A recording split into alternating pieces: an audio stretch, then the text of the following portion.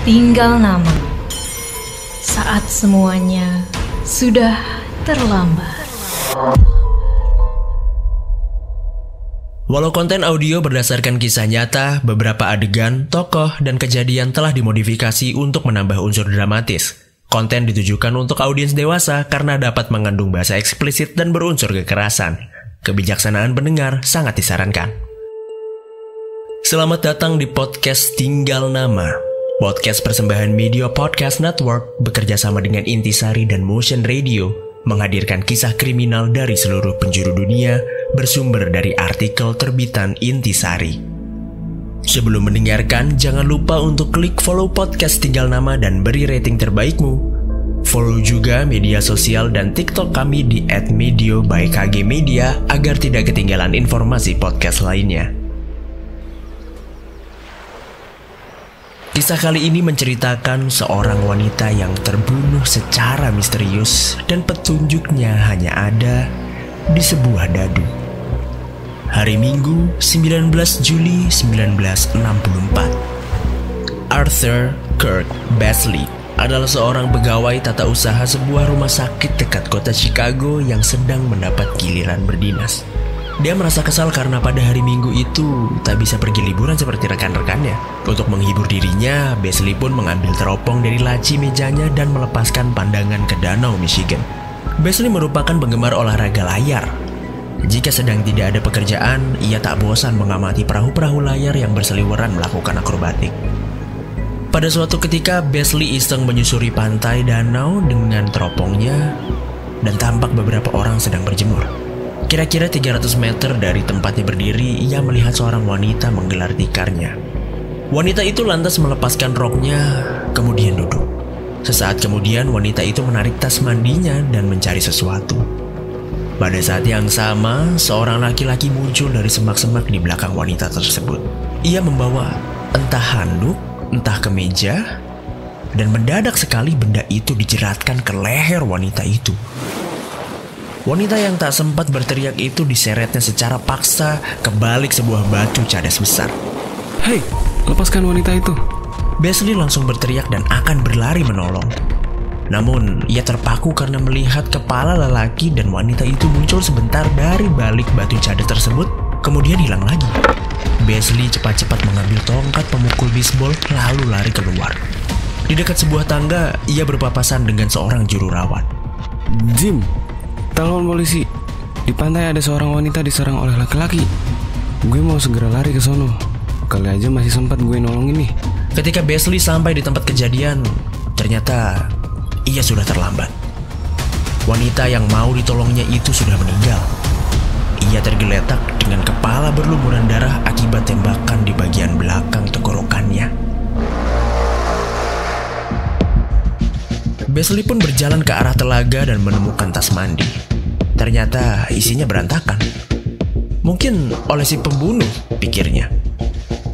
Dengan teropongnya, Beasley masih sempat melihat wanita itu merapatkan kunci tas sebelum disergap. Pada saat itu kebetulan lewat seorang polisi naik sepeda motor.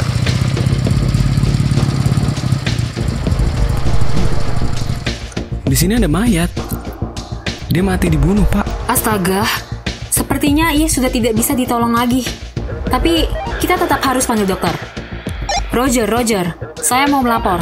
Ditemukan mayat seorang wanita di pinggir pantai Michigan akibat dibunuh oleh orang misterius. Di sini juga ada saksi mata yang akan menjelaskan ciri-ciri pembunuhnya. Silahkan, Pak. Ya, halo.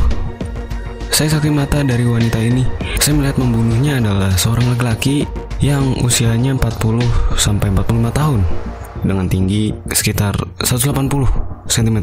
Badannya langsing, tubuhnya, rambutnya hitam tersisir dengan belahan di sisi kanan. Dia memakai celana hitam dan kemeja sport tipis. Dia bersenjata dan kemungkinan besar dia masih berada di sekitar pinggir timur telaga. Tak lama kemudian datang juru rawat Jim bersama seorang dokter. Mereka hanya memastikan bahwa korban meninggal seketika karena tembakan yang menembus kepala. Pak Beasley, tolong jangan injak lagi ya tempat kejadian ini, agar jejak-jejak yang tadi tidak hilang. Kita masih harus menunggu sampai petugas bagian penyelidik dari Chicago bisa datang. Akhirnya mereka tiba 1/4 jam kemudian. Setelah menerima laporan dari polisi yang datang pertama, para detektif segera melakukan pemeriksaan. Mereka bekerja keras secara sistematis. Dengan cepat, mereka menarik lingkaran di sekitar tempat kejadian untuk diperiksa secara teliti. Ini sudah terlalu banyak diinjak-injak. Kita bakalan susah memeriksanya nih, karena gak ada lagi jejak yang bisa dijadikan petunjuk. Sementara itu, salah seorang detektif meneliti isi tas mandi. Di dalam tas tak ditemukan barang-barang penting seperti dompet dan uang. Sepertinya pembunuhan ini motifnya murni perampasan. Namun dalam anak kantong pada tas mandi itu, selanjutnya ditemukan sebuah buku agenda dari firma Wrigley di Michigan Avenue. Tertulis nama pemiliknya, Margaret Gallagher, seorang ahli kecantikan beserta fotonya. Dialah korban pembunuhan itu. Akhirnya salah satu detektif berangkat ke tempat kerja Margaret untuk mengumpulkan keterangan. Sementara itu, detektif lainnya mewawancarai Beasley lebih lanjut. Bagaimana kronologi saat Anda melihat kejadiannya, Pak Beasley? Si pembunuh keluar dari semak-semak ini dan langsung menyerang Margaret. Waktu itu, dia memakai celana panjang hitam dan di bagian atas tubuhnya telanjang.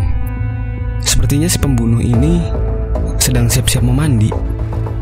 Tapi karena terlihat wanita itu, akhirnya dia punya niat untuk membunuh. Kalau begitu, bisa jadi si pembunuh sudah memikirkan rencananya. Coba kita lihat ke sekitar semak-semak. Mereka pun menemukan sebidang kecil tanah yang tak ada tumbuh-tumbuhannya. Di situ terdapat sebuah batu dengan permukaan rata. Rupanya pembunuh duduk di situ. Hal ini juga dibuktikan dari jejak tumit sepatu yang berjalan dari semak-semak ke arah batu tersebut. Ketika diikuti, jejak itu nyatanya datang dari pinggir danau. Jika perkiraan kita benar, mungkin tadi pembunuh meletakkan jas, kemeja, atau tasnya di sini. Detektif mulai meneliti tanah di sekeliling batu. Akhirnya mereka menemukan sesuatu, yaitu sebuah dadu.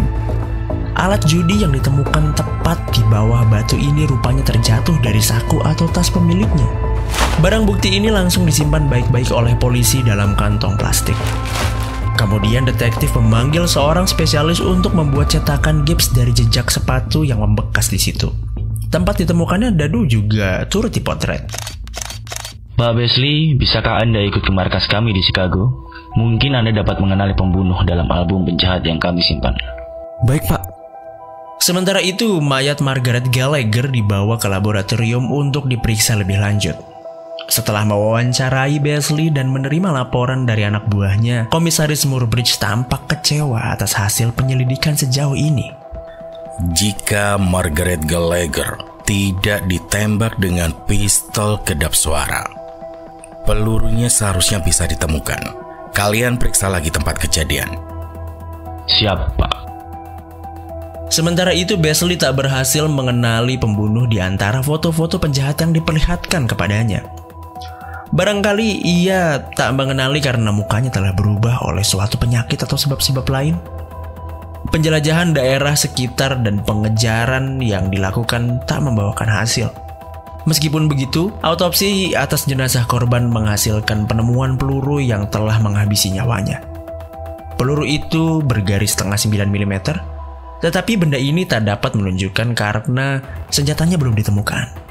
Seperti diketahui, bagian dalam laras senapan atau pistol membuat ciri-ciri khusus pada setiap peluru yang keluar darinya. Komisaris Murbridge sekali lagi mempelajari laporan-laporan tentang peristiwa pembunuhan Margaret. Diambil dan diamatinya dadu yang ditemukan dekat tempat pembunuhan. Sesuai dengan kebiasaannya saat memeriksa barang bukti, Murbridge menggunakan kaca pembesar. Dadu itu dibolak-baliknya, semua sisinya ia amati satu persatu. Sebentar, kalau dilihat dari kaca pembesar, kelihatan jelas kalau ada 3 mata deretan kedua ini yang tidak sebulat 3 mata deretan pertama. Ini pasti bukan suatu kebetulan. Pasti dadu ini dikerjakan khusus untuk orang curang. Komisaris pun akhirnya pergi ke laboratorium yang dilengkapi dengan alat ronsen. Alat itu biasa digunakan untuk memeriksa kirim-kiriman pos bila ada kecurigaan. Bisa jadi di dalam dadu ini berisi alat-alat peledak, karena sepertinya di dalam dadu ini ada logamnya. Pemeriksaan ternyata memberikan hasil yang berharga. Pemotretan dengan sinar ronsen membuktikan bahwa di bawah sisi dengan 6 mata memang tersembunyi logam. Sepertinya cara memasukkan logamnya adalah dengan melubangi mata dadu. Setelah logam dimasukkan, mata dadu ditutup kembali. Ternyata yang berisi logam bukan hanya permukaan yang bermata 6, tapi juga sisi dengan 2 mata.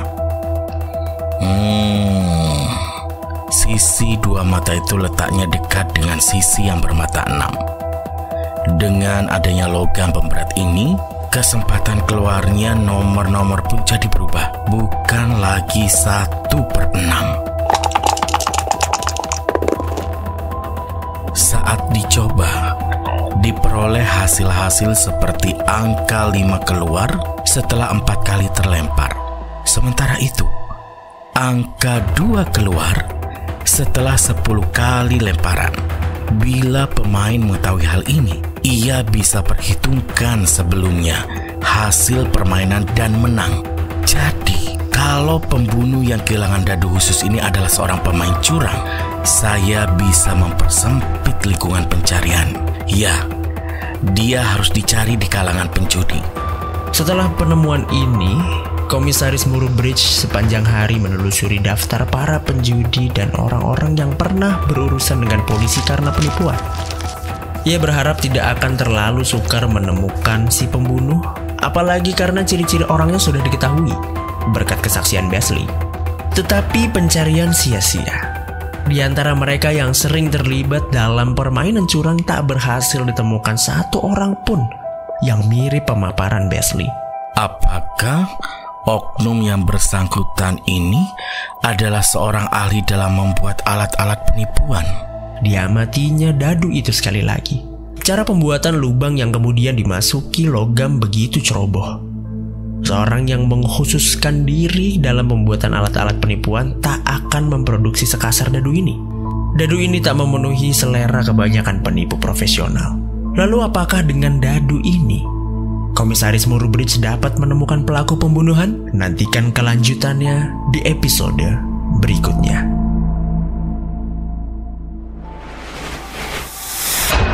Jangan lewatkan episode Tinggal Nama selanjutnya.